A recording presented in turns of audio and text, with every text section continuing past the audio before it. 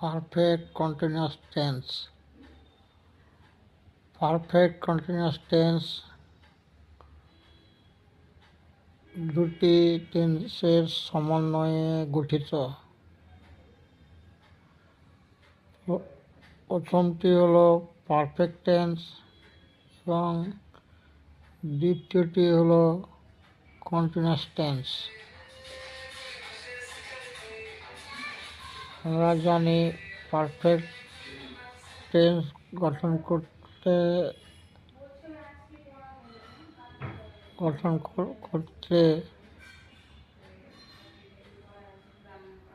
Have verb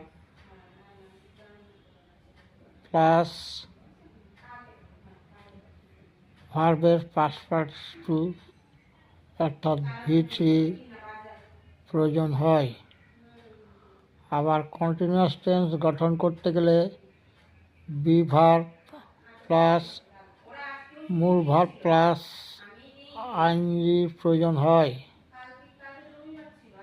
তাই আমরা বলতে পারি পারফেক্ট কন্টিনিউয়াস টেন্সের গঠন হওয়া উচিত have plus V3 plus B plus verb plus ING. কিন্তু একই বাক্যে দুটি ফাইনাইট ভার্ব V3 এবং ভার্ব প্লাস আইএনজি থাকতে পারে না। তাই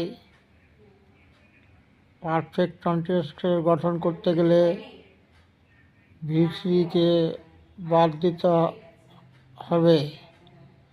এখন V3কে বাদ দিলে পড়ে থাকে have plus B plus verb plus ING.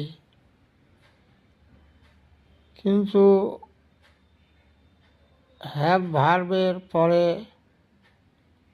সবসময় কোনো ভার্ব এলে তার থার্ড ফর্ম হয়। তাই হ্যাভ ভার্বের পরে থাকা বি ভার্বটি বিনে রূপান্তরিত হয়ে যাবে।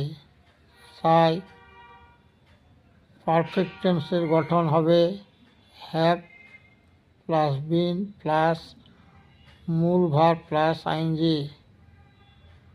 এখন হ্যাভ ভার্বের স্থলে হ্যাভ হ্যাজ বসে বাকি সবকে ঠিক রাখলে প্রেজেন্ট পারফেক্ট কন্টিনিউয়াস টেন্সের গঠন পাওয়া যাবে। অর্থাৎ প্রেজেন্ট পারফেক্ট কন্টিনিউয়াস টেন্সের গঠন